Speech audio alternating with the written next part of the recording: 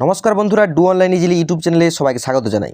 তো বন্ধুরা, আপনারা সকলেই জানেন যে 2025-26 বাজেট কিন্তু পাস করা হয়েছে। সেখানে কৃষকদের জন্য কিন্তু সুখবর রয়েছে এবং কৃষকদের নিয়ে 11টি বড় সিদ্ধান্ত নেওয়া হয়েছে কেন্দ্র সরকারের তরফ থেকে। তো কী সেই 11টি বড় সিদ্ধান্ত, তার যে বিস্তারিত আলোচনা আমরা এই ভিডিওতে করে নেব এবং ভিডিওটি আপনারা প্রথম থেকে শেষ পর্যন্ত দেখুন, তাহলে সমস্ত তথ্যগুলি আপনারা পেয়ে যাবেন। আর যদি ভিডিওটি ভালো লাগে তাহলে অবশ্যই ভিডিওতে লাইক এবং চ্যানেলটিকে সাবস্ক্রাইব করে অন নোটিফিকেশনটি অন করে রাখবেন, যাতে আপনারা সমস্ত রকম সরকারি প্রকল্পের তথ্য এবং সরকারি খবর সবার আগে পেয়ে যান। তো আপনারা অনস্ক্রিনে দেখতে পাচ্ছেন, সেখানে বলা হয়েছে যে ফার্মার বাজেট, যে 2025 সালের বাজেটে কৃষকদের জন্য সুখবর, 11টি বড় সিদ্ধান্ত কিন্তু নেওয়া হয়েছে। 2025 সালের বাজেটে কৃষকদের উন্নতির জন্য বেশ কিছু নতুন নীতি কিন্তু সেখানে গ্রহণ করা হয়েছে। সেই নীতিগুলি কী কী পরপর আমরা কিন্তু দেখে নেব।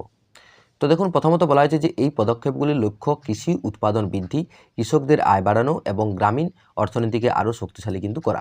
বাজেটের এই ঘোষণাগুলি কীভাবে কৃষকদের সুবিধা দেবে তা নিয়ে বিস্তারিত কিন্তু আলোচনা নিচের দিকে আমরা করছি। সেখানে দেখুন বলা হয়েছে ফার্মার বাজেট 2025, 1 নম্বরে বলা হয়েছে, সেখানে বলা হয়েছে কৃষি ঋণের পরিমাণে নতুন সীমা নির্ধারণ করা হয়েছে, বা কিষাণ ক্রেডিট কার্ড যে লোন পাওয়া যায় সেই লোনে কত ঊর্ধ্বসীমা করা হয়েছে সেটা কিন্তু এখানে থেকে জেনে নেব। সেখানে বলেছে কৃষকদের সহজ ঋণ প্রাপ্তির জন্য কিষাণ ক্রেডিট কার্ডের ঋণের ঊর্ধ্বসীমা কিন্তু বাড়ানো হয়েছে। এই ঋণের পরিবর্তনের ফলে কৃষকরা কম সুদে বেশি পরিমাণ অর্থ ঋণ নিতে পারবেন, যা তাদের কৃষিকাজ সম্প্রসারণে কিন্তু সহায়ক হবে। অর্থাৎ আপনারা কিষাণ ক্রেডিট কার্ডে যে পরিমাণ লোন পেতেন কৃষি জমি চাষ করার জন্য, সেটা কিন্তু এবারে কিন্তু বাড়ানো হয়েছে। আগে যে পরিমাণ ছিল তার থেকে কিন্তু নতুন যে বাজেট 2025-26 যে বাজেট পেশ করা হয়েছে, সেখানে কিন্তু কৃষি ঋণের পরিমাণ বাড়ানো হয়েছে। দ্বিতীয়ত বলা হয়েছে যে নতুন কৃষি উন্নয়ন প্রকল্পের কিন্তু সূচনা।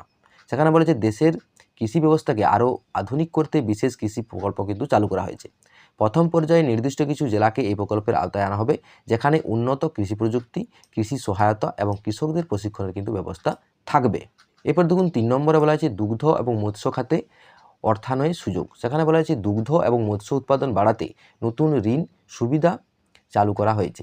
কৃষক এবং ব্যবসায়ীরা এই অর্থ ব্যবহার করে তাদের উৎপাদন বৃদ্ধি করতে পারবেন, যা সামগ্রিকভাবে দেশের খাদ্য সরবরাহ ব্যবস্থাকে কিন্তু আরও শক্তিশালী করবে।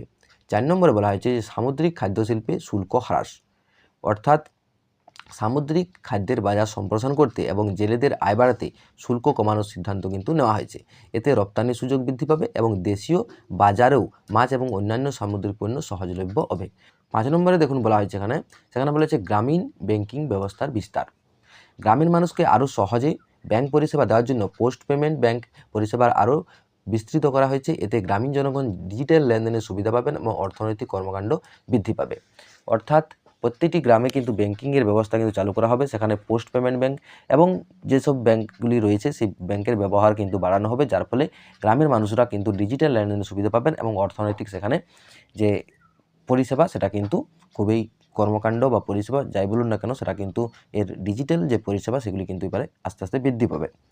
এরপর বলা হয়েছে 6 নম্বরে সারের সহজলভ্যতা নিশ্চিতকরণ। সেখানে বলা হয়েছে যে দেশের কৃষকদের সার সরবরাহ নিশ্চিত করতে নতুন সার কারখানা স্থাপনের পরিকল্পনা কিন্তু নেওয়া হয়েছে। এর ফলে কৃষি উৎপাদনের ব্যয় কমবে এবং সারের ঘাটতি দূর হবে। তো আপনারা জানেন যে সারের দাম প্রচুর কিন্তু বেড়ে গেছে। সেটি কমানোর জন্য সরকার কিন্তু নতুন যে সার কারখানা, সেই সার কারখানা কিন্তু গড়ে তুলতে চলেছে, যার ফলে কৃষকদের কিন্তু ব্যয় কমবে, অর্থাৎ কম দামে তারা সার পাবেন এবং সারের যে ঘাটতি সেই ঘাটতি কিন্তু সেখান থেকে দূর হয়ে যাবে। তারপরে 7 নম্বরে বলা হয়েছে বিশেষ কৃষি বোর্ডের প্রতিষ্ঠা করা হবে। নির্দিষ্ট কৃষিপণ্য উৎপাদন এবং বাজারজাতকরণের জন্য যে সহজ করতে বিশেষ বোর্ড কিন্তু গঠন করা হবে। এটি কৃষকদের সরাসরি উপকৃত করবে এবং ঐতিহ্যবাহী কৃষিপণ্যগুলির মনোন্নয়ন করবে। অর্থাৎ কৃষকদের এখন আপাতত আপনারা জানেন যে কৃষকদের জন্য কোনো নির্দিষ্ট কৃষি বোর্ড কিন্তু নেই।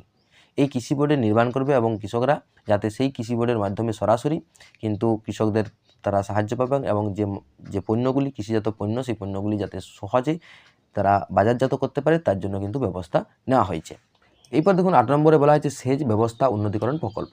সেখানে বলা হয়েছে সেচ সমস্যার সমাধানে নতুন জল ব্যবস্থাপনা গ্রহণ করা হয়েছে। এই প্রকল্পের মাধ্যমে লক্ষাধিক কৃষক সরাসরি উপকৃত হবে এবং চাষের জন্য পর্যাপ্ত জল কিন্তু সরবরাহ নিশ্চিত করা হবে। তো কৃষিক্ষেত্রে চাষ করার জন্য যে জল বা কেনেলের মাধ্যমে যে জল আসে, সেটা কিন্তু এবার কিন্তু প্রত্যেকটি চাষি বা যারা কৃষি মালিক তারা কিন্তু খুব সহজেই এই জল পাবেন এবং আগে যেটা জল দেওয়া নিয়ে একটু সমস্যা হতো, সেই সমস্যার কিন্তু সরকার এবারে সেটা নিশ্চিতকরণ করতে চলেছে যাতে এই সমস্যা আর না হয় এবং কৃষকরা যাতে পর্যাপ্ত পরিমাণে জল পায় তার কিন্তু ব্যবস্থা করা হবে। 9 নম্বরে বলা হয়েছে ডাল উৎপাদন বৃদ্ধির জন্য দীর্ঘমেয়াদী পরিকল্পনা। দেশকে ডালের উৎপাদন স্বনির্ভর করতে 6 বছরের জন্য বিশেষ কর্মসূচি চালু করা হয়েছে। এটি স্থানীয় কৃষকদের জন্য নতুন সুযোগ তৈরি করবে এবং আমদানির উপর নির্ভরতা কমাবে। 10 নম্বরে বলা যে তুলা শিল্পের বিকাশে পরিকল্পিত উদ্যোগ। সেখানে বলা যে তুলা চাষীদের জন্য সহায়তা করতে 5 বছরের জন্য বিশেষ পরিকল্পনা নেওয়া হয়েছে। এতে তুলার উৎপাদন বৃদ্ধি এবং প্রক্রিয়াকরণ সুবিধা এবং রপ্তানির সম্ভাবনা কিন্তু বাড়ানো হবে। এরপর দেখুন লাস্ট বা 11 নম্বর, সেটা বলা হয়েছে যে গভীর সমুদ্রে মাছ ধরার নতুন কৌশল কিন্তু সরকারের তরফ থেকে কিন্তু দেওয়া হবে। সেখানে বলেছে গভীর সমুদ্রে মাছ ধরার কার্যক্রমকে উৎসাহিত করতে নতুন প্রকল্প কিন্তু গ্রহণ করা হয়েছে। এর ফলে মৎস্য সম্পদের সর্বোত্তম ব্যবহার নিশ্চিত হবে এবং উপকূলীয় অঞ্চলে কর্মসংস্থান কিন্তু বৃদ্ধি পাবে। তারপর বলা হয়েছে যে 2025 সালের বাজেটে কৃষিক্ষেত্রে উন্নয়ন এক নতুন দিগন্ত উন্মোচন করেছে।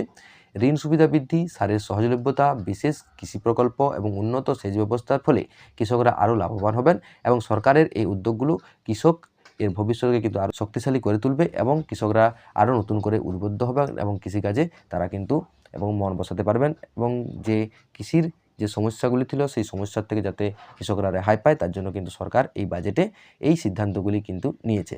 এই সিদ্ধান্তগুলি রয়েছে 11টি বড় সিদ্ধান্ত। এই সিদ্ধান্তগুলি যদি সরকারের তরফ থেকে কৃষকদের দেওয়া হয় তাহলে কৃষকরা কিন্তু খুবই উপকৃত হবেন।